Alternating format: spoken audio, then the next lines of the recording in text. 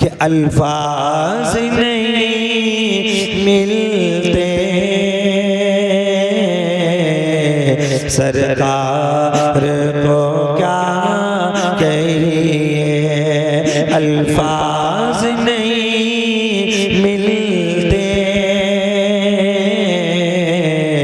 सरकार को क्या कहिए, अल्फाज नहीं मिलते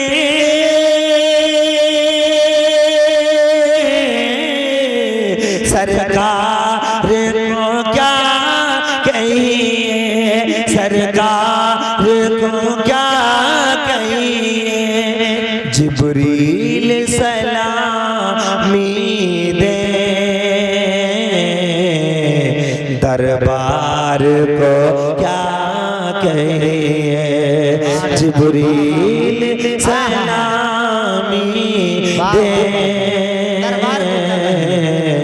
दरबार को क्या कहिए। माशाअल्लाह माशाअल्लाह। मोहब्बत से बोलूंगा सुभान अल्लाह। और लोग बोले या रसूल अल्लाह कि जिब्रील सलामी दे दरबार को क्या कहिए। एक एक सहाबी पे फिरदौस भी नाज़ आए। शान तो बुलंद बाला, नबी के जो गुलाम है ना सहाबा, सिद्दीक अकबर, उमर फारूक आज़म, उस्मान गनी, उस्मान मौला हज़रत अली, तमाम सहाबा अपनी जगह मकाम रखते हैं। सुभान अल्लाह। नबी के गुलामों की शान कि जन्नत भी नाज करती है सहाबा का नाम सुन के। एक एक सहाबी पे फिरदौस भी नाज़ आए। एक एक सहाबी पे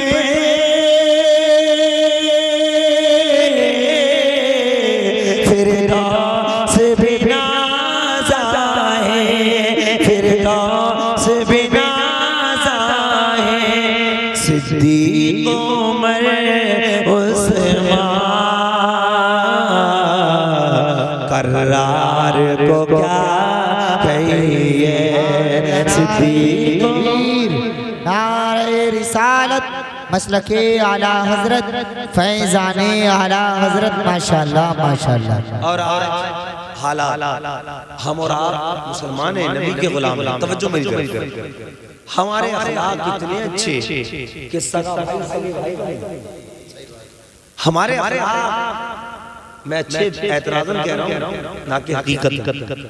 हमारे अखलाक इतने कि भाई भाई का नहीं, बेटा बाप का नहीं, पड़ोसी पड़ोसी का नहीं, महल्ले वाला महल्ले वाले का नहीं, गांव गांव का नहीं, बस्ती बस्ती वाले का नहीं।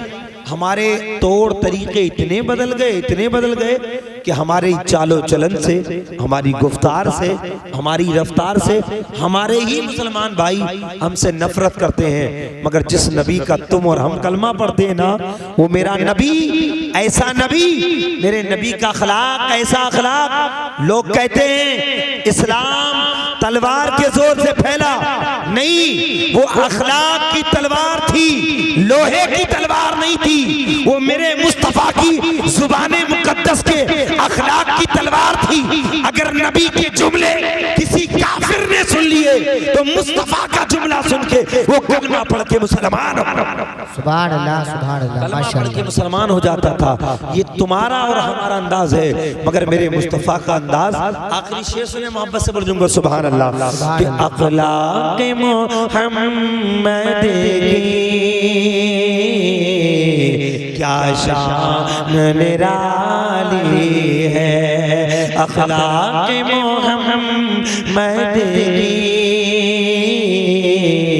क्या शान निराली है, अखलाक मोहम्मद की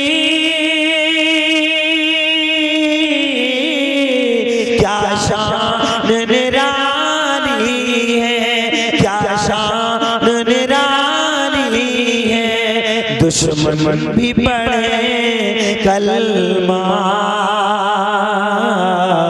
दुश्मन भी पढ़े कलमा,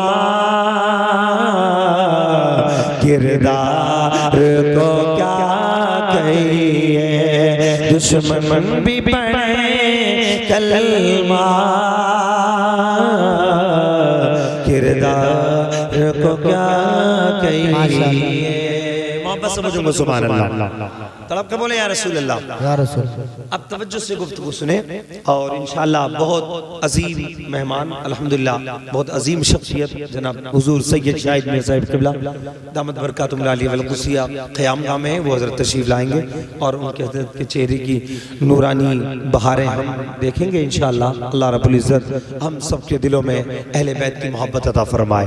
मोहब्बत से बोलूँगा सुभान अल्लाह। सुभान अल्लाह। कल प्रोग्राम कल शादी है ना, शादी है हमारे जनाब एहसान भाई, कल को ये नौशा बनेंगे, इनके सेहरे से इनको नवाजा जाएगा और इनके जबीन पर, इनके माथे पर एक फूलों का सेहरा बनेगा। वो फूलों का सेहरा तो होगा मगर सेहरे के माना सिर्फ फूल के नहीं है, सेहरे के माना जिम्मेदारी के। सेहरे के माना क्या है? जिम्मेदारी। अब कुआरी जिंदगी में जैसी कटी कट गई, मगर जब आ गई ना घर में दुल्हन, तब जिम्मेदारियां बढ़ गई। जैसे चाहे आए, जैसे चाहे काम किए, मगर जब शादीशुदा हो गए तो फिर जिम्मेदारियां इतनी बड़ी, क्योंकि अगर शादी से पहले माँ के लिए कुछ जुमले भोंडे निकल गए ना तो माँ बर्दाश्त कर लेगी। शादी से पहले भाई के लिए कुछ जुमले कड़वे निकले तो भाई बर्दाश्त कर लेगा, मगर शादी के बाद अगर कोई जुमला ऐसा निकल गया जो माँ की इज्जत के खिलाफ था और इत्तेफाक से बीवी सामने थी, तो फिर माँ के सीने पे खंजर चलेगा, माँ के दिल पे आरा चलेगा। क्यों? इसलिए कि जब इंसान कुआरा होता है तो उस पे जिम्मेदारियां कम होती हैं। बाप जिम्मेदार होता है, बड़े भाई जिम्मेदार होते हैं, मगर जब इंसान निकाह के बंधन में बन जाता है, बीवी के रिश्ते में बन जाता है, तो अब माँ की इज्जत का ख्याल ज्यादा करना पड़ेगा, बाप की इज्जत का ख्याल ज्यादा करना पड़ेगा, भाइयों की मोहब्बत का ख्याल ज्यादा करना पड़ेगा, बहनों की मोहब्बत का ख्याल ज्यादा करना पड़ेगा। इसीलिए चोटी सेहरा होता है, माथे पे सेहरा बांध दिया, खुश ना हो कि सेहरा बन गया, बल्कि जिम्मेदारी बढ़ गई। और ऐसी जिम्मेदारी बढ़ी कि जब तेरे घर में दुल्हन आ गई तो तेरी जिम्मेदारी है, वो दूसरे के घर से आई है, दूसरे की बेटी है, उससे मोहब्बत करना तेरा फर्ज बनता है, माँ की इज्जत का ख्याल करना तेरा फर्ज बनता है, रिश्तेदारों की मेहमान नवाजी करना तेरा फर्ज बनता है, घर के हालात को अच्छे से चलाना तेरा फर्ज बनता है। और जितनी जिंदगी तेरी बीवी के साथ रहे, पूरी जिंदगी ये ख्याल रहे कि मेरी जिंदगी का कदम शरीयत के खिलाफ ना उठे, अगर कदम पड़े तो मुस्तफा जाने रहमत की रजा के मुताबिक चले, शरीयत मुस्तफा के दायरे में। सुभान अल्लाह। नारे तकबीर, नारे रिसालत, मसलके आला हजरत, फैजाने आला हजरत, माशाअल्लाह माशाअल्लाह। और समझे ये शादियों से पहले जलसे क्यों हो रहे हैं? हमसे लोग कह रहे हैं कि मौलाना पहले तो डीजे बजते थे, अल्लाह माफ करे जो लोगों ने डीजे बजाना अभी भी नहीं छोड़ा ना, वो खैरियत अपना लें, अब भी छोड़ दें, वरना जिनकी शादियों में बज जाता है ना डीजा, फिर खैरियत नहीं रहती है, पूरे घर में डीजे ही बजता रहे, कभी सास का, कभी ससुर का, कभी नंद का, कभी जेठ का, कभी जेठानी का, कभी इसका, कभी उसका। क्यों? आप हंसी की खातिर नहीं, समझने की खातिर समझे। इसलिए कि जब निकाह होता है ना तो दो जिंदगियों की शुरुआत होती है, एक लड़की कहीं की, लड़का कहीं का निकाह हो गया, और निकाह के बाद उस जोड़ी से अल्लाह रब्बुल इज्जत नई नस्ल अता फरमाता है, नई इंसानियत अता फरमाता है। और जब नई नस्ल होती है ना तो नई चीज तो नई होती है। मिसाल के तौर पे हमारे एहसान भाई का मकान बड़ा खूबसूरत, बड़ा अच्छा मकान बनाया, और अच्छा मकान के लिए जब इंसान तैयारी करता है ना तो पॉकेट का ख्याल करता है, तमाम सीमेंट सरिये का ख्याल करता है, और जब भट्टे पे पहुंचता है तो ईंट लाने के लिए पहले ख्याल करता है कि कहीं कच्ची ईंट ना मिल जाए, पीले की ईंट ना मिल जाए। अगर हमने बुनियाद में अगर सामान हारता डाल दिया, सामान बजर फुट सिमरिया और सीमेंट हमने हारता डाल दिया तो पूरी इमारत, पूरी छत खतरे में रहती है, पूरी बिल्डिंग खतरे में रहती है। जिसकी बुनियाद कमजोर होती है वो इमारत हमेशा खतरे में रहती है। जिसकी बुनियाद अगर गड़बड़ हो तो उसकी दीवारें खतरे में रहती है। इसी तरह हिसामपुर वालों, जब निकाह होता है नई नस्ल की इमारत की शुरुआत होती है।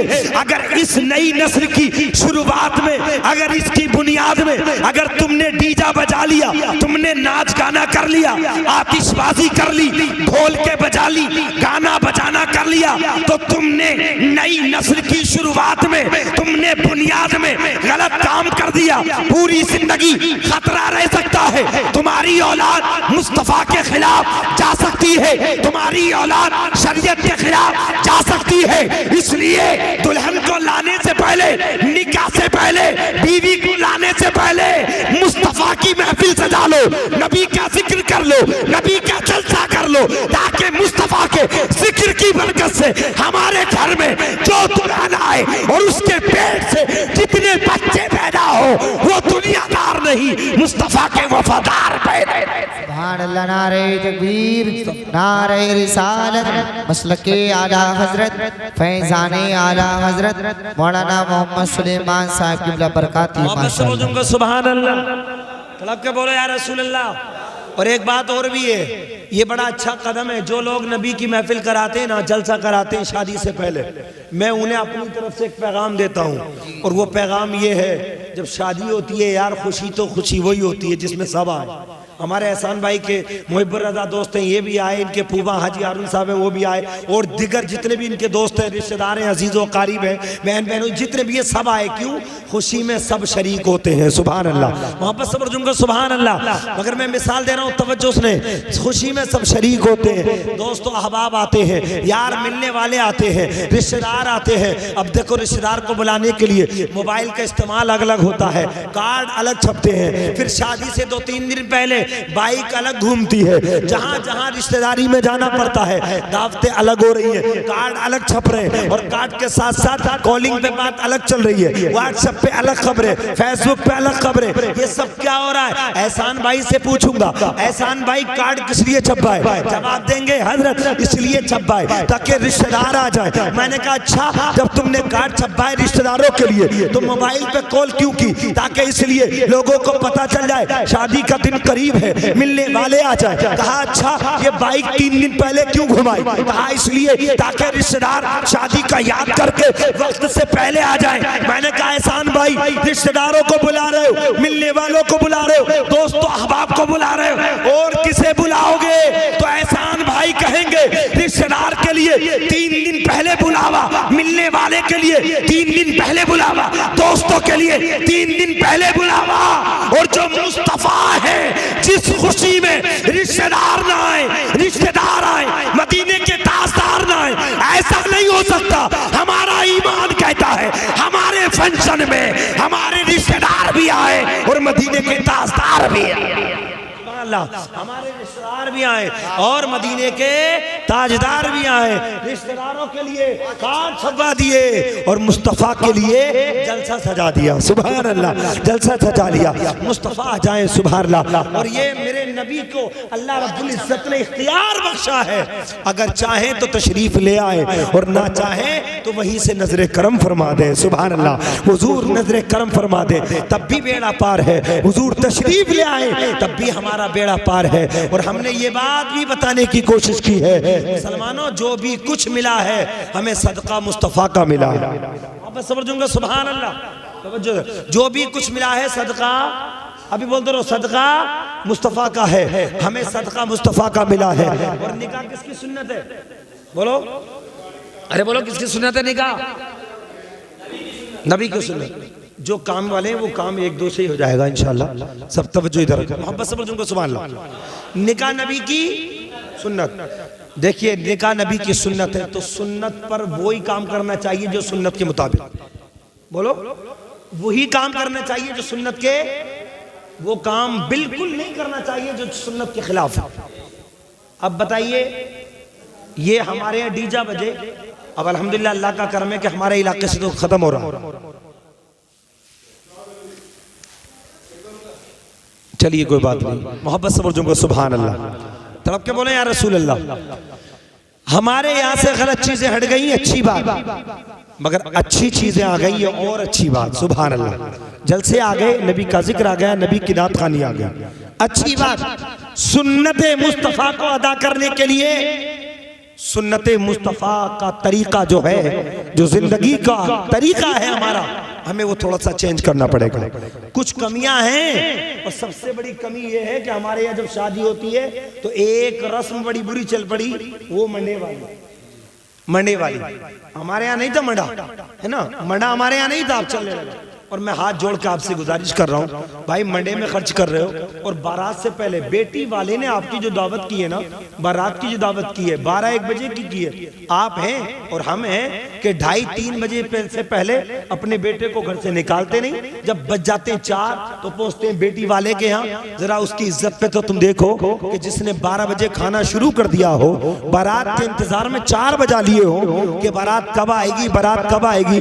पता चला कि बहुत से लोग तो 2-2, 3-3 बार राउंड खाने में मार देते हैं। उधर बारात का इंतजार हो रहा है, इधर से बारात लेट हो गई। और ये सब देर क्यों करते हैं? इसलिए कि बारात जाने से पहले 2-3 देगे यहाँ भी उतर जाती है, इधर से बारात जाती है। अब जब खा लिया यहाँ तक, तो अब जब तक पचाना नहीं है, जब तक बारात में जाना नहीं है। ईमानदारी से एक बात मैं आपको बता दूं, वलीमा करना नबी की सुन्नत है, निकाह करना नबी की सुन्नत है। हमारे इस्लामी भाइयों ने सुन्नत मुस्तफा निकाह को तो अपना लिया, मगर लोग हल्के हल्के वलीमे को छोड़ते जा रहे हैं, हल्के हल्के वलीमे को खत्म करते जा रहे हैं। मगर मुस्तफा का फरमान याद रखो, आका फरमा रहे, जो जमाने से मेरी सुन्नत खत्म हो रही हो और ऐसे वक्त में मेरा कोई उम्मती उस सुन्नत पर अमल करेगा तो उसे 100 शहीदों का सवाब अता किया। सुभान अल्लाह, नारे तकबीर, नारे रिसालत, मसलके आला हजरत,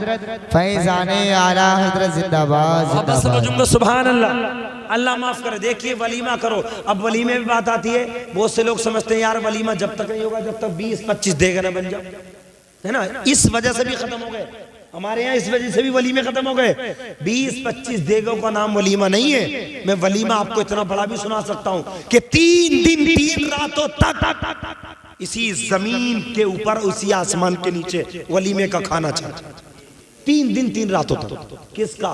दामादे मुस्तफा, मोहब्बत सब्र जुमका, सुभान फातिह खैबर, अली मुश्किल कुशा, नबी के दामाद अलीयुल मुर्तज़ा का निकाह किया मेरे मुस्तफा ने अपनी बेटी फातिमा के साथ। गुर्बत का आलम, मेरे आका ने जब निकाह कर दिया ना, आका ने फरमाया अली को करीब करके, अली इतना कुछ है जो वलीमे का खाना हो जाए? कहा या रसूलल्लाह मैं गरीब हूँ, बहुत गरीब हूँ, मुझ पे इतना नहीं है। मेरे आका ने फरमाया एक बकरी लाई जाए। बकरी आई, हुजूर ने ज़िबा किया और उसके बाद उसी का कौरमा तैयार करके अगला दिन, वहां पर सब्र जुमकर सुभान अल्लाह, अगला दिन कौरमा तैयार हुआ और आका ने फरमाया अली मदीने के तमाम इलाके में खबर कर दो कि आज अली के वलीमे का खाना है। सुभान अल्लाह, अली के वलीमे का खाना है। दूसरा दिन निकला, निकाह की रात के बाद जब दूसरा दिन निकला तो सुबह को खाना चला, खाना चलता रहा, दोपहर हो गई, खाना चलता रहा, शाम हो गई, खाना चलता रहा, रात चली गई, खाना चलता रहा। अली के निकाह के वलीमे का खाना 3 दिन और 3 रात तक मुसलसल मदीने में जारी रहा। सुभान अल्लाह, 3 दिन तक अली के निकाह के वलीमे का खाना जारी रहा। ये तो 3 दिन का वलीमा बहुत बड़ा था। और क्यों बड़ा ना होता? जिस बड़ी दुआ के लिए, जिस बड़े खाने के लिए मेरे मुस्तफा ने दुआ की हो, जिसके लिए मुस्तफा दुआए खैर और बरकत कर दे, अगर उसमें बरकत ना होगी तो फिर किस में बरकत होगी? सुभान अल्लाह।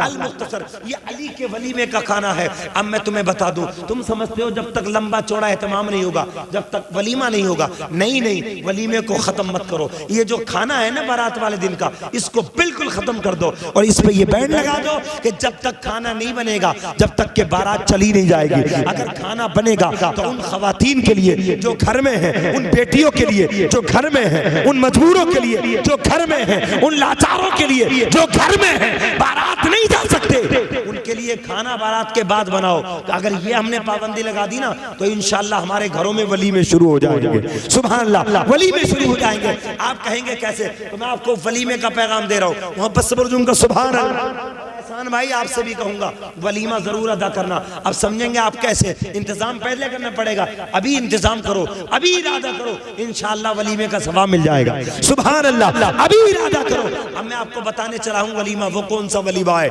जो बहुत अफजल भी है, बहुत अच्छा भी है और बहुत सस्ता भी है। सुभान अल्लाह। मेरे नबी के कितना निकाह हुए? 11। कितने निकाह हुए बोलो? 11। और उन्हीं निकाहों में से एक बीवी हजरत ज़ैनब भी है। मोहब्बत से बोलूंगा सुभान अल्लाह। हजरत ज़ैनब का निकाह मदीना और खैबर के बीच एक मैदान में हुआ और हजरत ज़ैनब के निकाह में जब निकाह हो गए ना शाम के वक्त में, तो मेरे मुस्तफ़ा ने रात गुजारी और रात गुजारने के बाद आका ने सहाबा को इकट्ठा फरमाया और इकट्ठा फरमा के हुजूर ने फरमाया, मेरे गुलामों, मेरे सहाबा, मैंने रात निकाह किया था सैयद हजरत ज़ैनब के साथ। हजरत ज़ैनब के साथ निकाह हुआ। सहाबा कुछ है, एक सहाबी आए, अर्ज किया या रसूलल्लाह पनीर के टुकड़े हैं, हुजूर ने फरमाया रख दो। एक सहाबी आए, या रसूलल्लाह खजूरें हैं, हुजूर ने फरमाया रख दो। एक सहाबी बोले, या रसूलल्लाह मेरे पास घी है, हुजूर ने फरमाया रख दो। एक सहाबी बोले, या रसूलल्लाह मेरे पास जो है, हुजूर ने फरमाया रख दो। और जो को, घी को, पनीर के टुकड़ों को, खजूरों को मुस्तफा ने एक जगह मिलाया और मिलाने के बाद उसका हलवा बनाया और दस्तरखान पे रख के नबी ने फरमाया, गुलामों इस खाने को मेरे साथ खा लो, ये मुस्तफा की निकाह के वलीमे का खाना है, इसे तुम्हें सवाब मिल जाएगा। सुभान अल्लाह, सुभान अल्लाह। अल्लाह वो अंदाजा लगाओ मुसलमानों, वलीमे का खाना लंबा चौड़ा नहीं, बल्कि आप चाहें तो एक पतीला बनवा लो।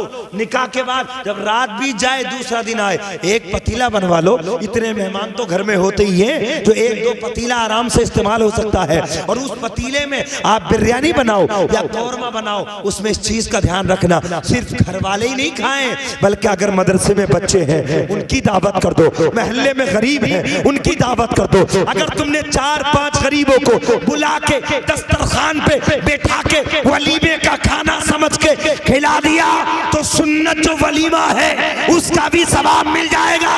और गरीब तुम्हारे दस्तरखान पे पेट भर के चला गया और दिल से दुआ दे के चला गया, तो मेरा ईमान बोलता है जिंदगी का भी बेड़ा पार हो जाएगा और आखिरत का भी बेड़ा पार हो जाएगा। सुभान अल्लाह, सुभान अल्लाह। इसलिए और एक बात और बताऊं, आप दावतों में इसका ख्याल क्या करो, शादियों में इसका ख्याल क्या करो, वलीमे में इसका ख्याल क्या करो। आका फरमाते हैं जिस दावत में, जिस खाने में अमीरों को बुलाया जाए, गरीबों को छोड़ दिया जाए, ऐसी दावत में मत जाया। क्या कहा हुजूर ने? जिस दावत में अमीरों को बुलाया जाए और गरीबों को ना बुलाया जाए, ऐसी दावत में मत जाया करो। जितनी गुर्बत का ख्याल मेरे मुस्तफ़ा ने फरमाया ना, उतना गरीबों का ख्याल किसी ने नहीं फरमाया। मगर हालात बड़े नाजुक हैं। हम पता है क्या देखते हैं दुनिया में रहने के लिए? तवज्जो मेरी तरफ। हम दुनिया में देखते हैं अपने से ऊंचे को और दीन में देखते हैं अपने से नीचे। हम अगर जुमा पढ़ रहे हैं ना, तो हम उसे नहीं देखेंगे जो 5 वक्त पढ़ रहा है, हम किसे देखेंगे? ईदी को। ईदा जो ईदा वाला, ईद वाला, अबे उससे तो अच्छे ही हैं। हम तो 8 जुम्मा पढ़ भी रहे, उसे देखो वो ईद भी ने पढ़ लिया है ना। और दुनिया में क्या है, हैसियत है हमारी इतनी और पड़ोस में इतना, तो उससे ऊपर चलने की कोशिश कर रहे हैं।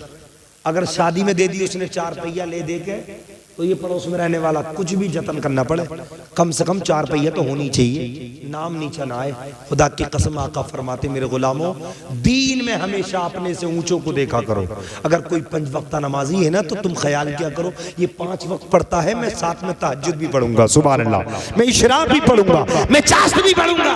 और दीन में देखो अपने से ऊंचे को और दुनिया में देखो अपने से नीचे को। हमने कभी अमीरों को तो देखा है, उन गरीबों को नहीं सोचा जो फुटपाथ पे पड़े हैं, जिनके पास कपड़े भी सलीके के नहीं है, जिन्हें ओढ़ने के लिए चादर भी नसीब नहीं है, जिन्हें पहनने के लिए चप्पल भी नसीब नहीं है। मुसलमानों, ये जो दुनिया के अंदर ये बदनिज़ामी आ मुसलमानों के साथ खिलवाड़ हो रहा है, दुनिया के अंदर मुसलमानों के साथ ज्यादतियां हो रही है, दुनिया के अंदर मुसलमानों की लाशें बेगौर कफन पड़ी है, उन्हें कोई देखने वाला नहीं। ये कहीं ना कहीं जुल्म हमारा भी है। अगर हम एक दूसरे से मोहब्बत करते, एक दूसरे का ख्याल करते, तो जो बंदों का ख्याल करता है अल्लाह उस पे मेहरबान हुआ, अल्लाह उसमें मेहरबान हुआ करता है। आज हालात बड़े बेकाबू हैं, अल्लाह रहम फरमाए, हम सबको जालिम के जुल्म से निजात बख्शे।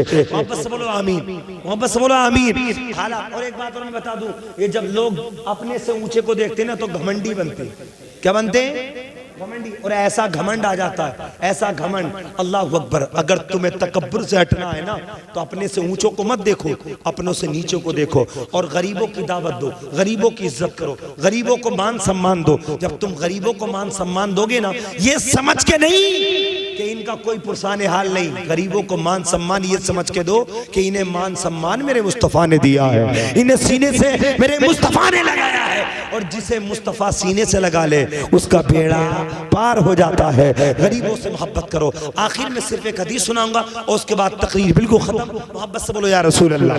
तो शादी का मौका है, आप अगर देखो तो अपने से नीचे को अल्लाह माफ फरमाए। हालात बड़े नाजुक है, अगर निकाह पे बोला जाए, शादी पे बोला जाए तो बहुत वक्त दरकार है, मगर मैं ज्यादा लंबी चौड़ी गुफ्तगू नहीं कहूंगा, सिर्फ इतना कहूंगा। अल्लाह फरमाता है वो अम्मा बिनेमति रब्बिका फहद्दिस, ऐ मेरे बंदो मेरी नेमत को पाओ तो खूब चर्चे करो। अगर तुमने नेमत पाके अल्लाह का शुक्रिया अदा नहीं किया ना तो उस वक्त का ध्यान रखो कि मेरा रब वो है जो वो सेकंड और लम्हा भी नहीं लगने देता, अमीरों को गरीब बना देता है और गरीबों को अमीर। तुम अमीर हो तो अमीरी पे नाज मत किया करो, गरीब हो तो गुर्बत पे अफसोस मत किया करो। अगर गरीबी है तो गुर्बत को सीने से मुस्तफा की सुन्नत समझ के लगा लो, अमीरी है खुदा की तरफ से नेमत समझ के अमीरी पे नाज करो, मगर वो नहीं कि दूसरों को नजरअंदाज करो। नहीं, ये कहो कि मौला तूने मुझे जिस काबिल समझा उस काबिल तूने मुझे नवाज दिया। मौला मेरी अमीरी में ऐसा कदम ना उठे जिससे किसी बंदे को तकलीफ हो और तेरे रसूल को तकलीफ हो और मौला तुझे तकलीफ हो। बल्कि हमारा हर काम ऐसा होना चाहिए कि जो हमारे रसूल भी राजी हो जाए और हमारा खुदा भी राजी हो जाए। आखिर में एक हदीस पाक, और वो हदीस पाक के रावी भी मेरे मुस्तफ़ा हैं, वहाँ पर सब्र झुमकर सुभान अल्लाह। एक हदीस पाक मैं आपको सुना रहा हूँ, उसके बाद तकरीर बिल्कुल खत्म। मेरा रब जब इम्तिहान लेता है ना, इम्तिहान ले लेता है तो ऐसा ऐसा इम्तिहान लेता है रब कि उसके इम्तिहान को बंदा समझ नहीं पाता। समझो, शादी भी एक निकाह की तकरीब है, और इस निकाह की तकरीब में ऐसा गलत कदम मत उठाना, इसलिए कि मेरा रब वो है जो खुशी देना जानता है तो खुशी लेना भी, अरे बोलो यार, खुशी लेना भी जानता है। अगर तुमने डीजा बजाया, नाच गाना किया, आतिशबाजी की, अल्लाह रहम फरमाए, अल्लाह रहम फरमाए, और वो कदम उठाए तुमने जो शरीयत मुस्तफ़ा के खिलाफ हैं, तो हो सकता है रब अगर नाराज हो गया ना तो बेड़ा गर्क हो जाएगा। न हम यहाँ के रहेंगे न वहाँ के रहेंगे। अगर समझो खुदा के इम्तिहान से हमेशा हमेशा हमेशा ये उम्मीद रखो कि हम दुनियादार के इम्तिहान में कामयाब हो या ना हो, मगर परवरदिगार के इम्तिहान में जरूर कामयाब होने चाहिए। आखिर में सिर्फ एक इम्तिहान सुनाऊंगा और उसके बाद तकी खत्म। मोहब्बत सब्र जुम कर सुभान अल्लाह। अल्लाह फरमाता है वो अम्मा बिनेमत रब्बिका फहद्दिस, मेरे बंदो मेरी नेमत को पाओ तो खूब चर्चा करो। बेटा मिले खुदा की नेमत, शादी का मौका मिले खुदा की नेमत, दौलत मिले खुदा की नेमत, ये तमाम अच्छाइयां मिलती रहे, खुदा का शुक्रिया अदा करते रहो। और अगर तकलीफ भी आ जाए तब भी खुदा का शुक्रिया, बोलो खुदा का शुक्रिया अदा करते रहो। हालात ये जब तक गरीब थे, जब तक फटे हाल थे, रिस्क से हमें मोहब्बत थी, दाने दाने से मोहब्बत थी, और जब हम खुशहाल हुए ना तो हमने रिस्क की ऐसी बेकदरी कर दी।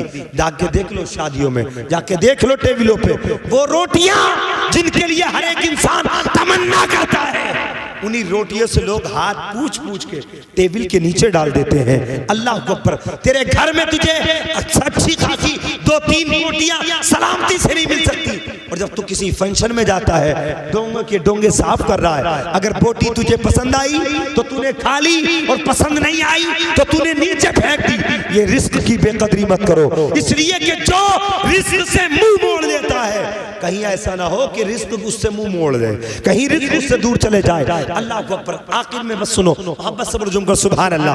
मेरे नबी फरमाते हैं सहाबा की अंजुमन, आका फरमाते हैं गुलामों मेरे सहाबा मैं तुम्हें एक बात सुनाने चला हूं बनी इसराइल के जमाने की। सुभान अल्लाह। आका फरमाते हैं बनी इसराइल में 3 शख्स थे। कितने शख्स थे?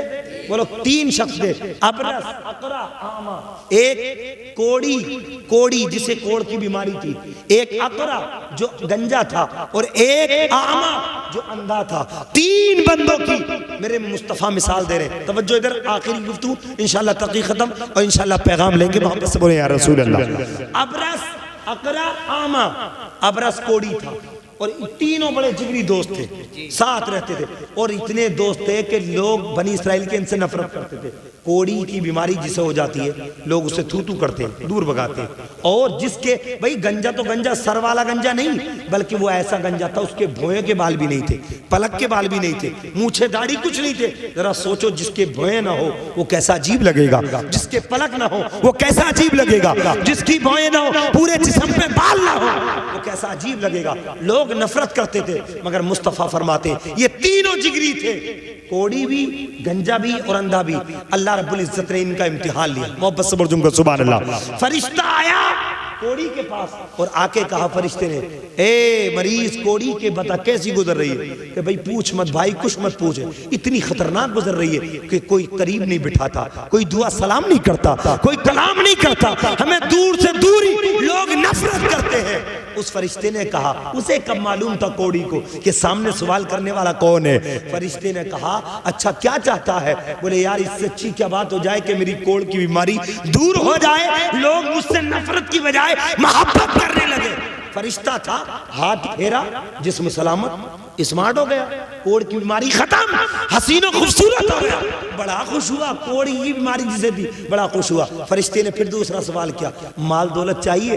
अब की कौन इंसान है जिसे माल दौलत नहीं चाहिए? फरिश्ते ने कहा चाहिए। हाँ चाहिए। बोले क्या चाहिए? बोले ऊँटनी मिल जाए। इख्तिलाफ है, या तो ऊँटनी या गाय, बहरहाल दोनों चीजों में से एक चीज मांगी और फरिश्ते ने अल्लाह की अता से एक ऊँटनी या गाय 51 दे दी। अल्लाह रब्बुल इज्जत ने उस ऊँटनी से इतनी बरकत की, इतनी बरकत की, जो कोड़ी का बीमार था ना, कोड़ी मर्ज में जो मुब्तला था, पूरे जंगल में उसकी ऊँटनियां नजर आती थी। अब इसका इम्तिहान मुकम्मल। उसके बाद में जब फरिश्ता पहुंचा ना गंजे के पास, उससे पूछा कैसी गुजर रही है? उसने कहा बड़ा खतरनाक माहौल है, लोग नफरत करते हैं। उसने कहा कुछ अच्छा ही चाहते हो? बोले ये बीमारी दूर हो जाए। अल्लाह के करम से नबी फरमाते, फरिश्ते ने हाथ फेरा, उसके बाल जिस्म पे के भी आ गए, भुएं भी आ गई, पलक भी आ गए, सर के बाल आ गए, दाढ़ी मूछें आ गई, बड़ा खूबसूरत लगने लगा। फरिश्ते ने कहा माल भी चाहिए? उसने कहा हाँ माल भी मिल जाए। 51 गाय फरिश्ते ने उसको दे दी। उसकी 51 गाय से अल्लाह ने इतनी पैदावार की कि पूरे जंगल में उसकी गाय नजर आती थी। अमीर हो गए दोनों। उसके बाद जब तीसरे का नंबर आया, तवज्जो सुनना और ईमानदारी से ये इसलिए सुना रहा हूं कि किस शक्ल में कब कौन किसके पास आ जाए हमें और आपको भी पता नहीं है, अंदाजा लगाओ। अल्लाह को अकबर। जब अंधे के पास फरिश्ता गया ना, उससे पूछा कैसी गुजर रही है? बोले भाई हमारी तो बड़ी खतरनाक गुजर रही है, ना कुछ हमें पता, ना किसी चीज का हमें पता है, ना हम दुनिया की रंगीनी दे सकते हैं, ना रंग का हमें पता है, ना धूप का हमें ज्यादा एहसास है, ना रात की अंधेरी का हमें पता है। अगर अल्लाह करम कर दे तो हमारी आंखें रोशन हो जाए, इससे बड़ी बात क्या है? फरिश्ते ने हाथ फेरा, अंधा जो था वो बीना हो गया, आंखें वापस आ गई। नबी फरमाते हैं अंधे से पूछा फरिश्ते ने माल चाहिए? उसने कहा हाँ बकरी दे दो। फरिश्ते ने 51 बकरी दे दी। अल्लाह ने उस 51 बकरी से इतनी पैदावार की कि तमाम जंगलों में उस नाबीना की बकरी नजर आने लगी। कुछ दिन बीते, कुछ साल बीते, फिर अल्लाह ने इम्तिहान लिया। मोहब्बत से जो नए अमीर है ना, नए अमीर, अल्लाह माफ करे, वो होश के नाखून ले, क्योंकि अमीरी इंसान को मिलती है मगर इस अमीरी में कभी खतरे की घंटी भी बज जाती है। अल्लाह आया फरिश्ता कोड़ी की शक्ल में, कोड़ी के पास, जो पहले कोड़ी था ना उसी की शक्ल में फरिश्ता आया कोड़ी की बीमारी लेके। उसने कहा भाई अल्लाह के वास्ते मेरी कुछ हेल्प कर दो, मदद कर दो। कहा क्या बात है? कहा मैं मुसाफिर हूँ, मुझे कोड़ की बीमारी है, मुझे अल्लाह के नाम पे ऊँटनी दे दो जिस अल्लाह ने तुम्हें ठीक किया और जिस अल्लाह ने तुम्हें माल दिया। पता है वो कोड़ी कितना घमंडी हो गया, कहने लगा किस अल्लाह की बातें करते हो, मुझे अल्लाह ने बदनाम दिया। अरे मैं तो बिल्कुल नस्ली और खानदानी और दादा लाई और बाप लाई तमाम खानदान से, हम तो अमीर चले आ रहे हैं, तुम कैसे बातें कर रहे हो कि तुम्हें माल मिल गया। बहरहाल उसने इधर उधर की बात बहाने बनाई और उस फरिश्ते को उसने एक ऊँटनी भी नहीं दी। फरिश्ते ने फौरन हाथ उठाए, कहा मौला जैसा था इसे वैसे ही कर दे, मौला जैसा था इसे वैसे ही कर दे। उधर फरिश्ते की दुआ, उधर काम तमाम, वो जैसा था कोड़ी वैसे ही हो गया, माल खत्म, ऊँटनी ऊँट सब खत्म, और कोड़ की बीमारी फिर शुरू। बहुत तड़पा, बहुत तड़पा। फरिश्ते ने कहा तू नादान है, तूने पहचाना नहीं, मेरे रब ने तेरा इम्तिहान लिया था, तू नाकामयाब हो गया, अब तुझे कुछ मिलने वाला नहीं है। अब गया फरिश्ता गंजे के पास, गंजे की शक्ल में, उसी की शक्ल में जब गया और जाने के बाद कहा, ए भाई तुझे अल्लाह ने मालो दौलत दिया है, ला अल्लाह के नाम पे हूँ, एक गाय दे दे, मैं मुसाफिर हूँ, पैरों में चलने की ताकत नहीं, मैं अपनी मंजिल पे पहुंच जाऊंगा, उसी अल्लाह के नाम से दे दे, जिस अल्लाह ने तुझे माल बख्शा है, जिस अल्लाह ने तेरी बीमारी दूर की है। कहने लगा हाँ सही है, मगर मैं तो खानदानी अमीर हूँ, मैं तो दादा इलाही अमीर हूँ, मेरे तो खानदान से अमीरी चल रही है, मेरे खुदा ने क्या दिया है। अल्लाह अकबर। उसने भी इनकार कर दिया, और जब उसने इनकार किया फरिश्ते ने फिर हाथ उठा दिए, मौला ये जैसा था इसको वैसा कर दे। जब कहा तो दौलत खत्म, तमाम गायें खत्म, उसे गंजेपन की बीमारी दोबारा लाहिक हो गई। अब उसके बाद जब नाबीना के पास फरिश्ता नाबीना होके गया ना, और नाबीना से कहा, ए नाबीना तू पहले नाबीना था, अल्लाह ने तुझे माल से नवाजा, मैं मुसाफिर हूँ, मुझे बकरी दे दे ताकि मेरी जिंदगी का सफर आसान हो जाए। जब इतना कहा, नाबीना ने कहा किसके नाम पे? कहा अल्लाह के नाम पे। नाबीना ने कहा अल्लाह के नाम पे मांगता है, मेरे अल्लाह का इतना बड़ा करम, मेरे पास आंखें नहीं थी, अल्लाह ने मुझे आंखें अता कर दी, मेरे पास दौलत नहीं थी, अल्लाह ने मुझे दौलत अता कर दी। अरे अल्लाह के नाम पे एक बकरी मांग रहा है, अगर जान भी मांगेगा तो अल्लाह के नाम पे मैं जान भी अता करूंगा। लाइए लाइए, अगर तू अल्लाह के नाम पे जान भी मांगेगा,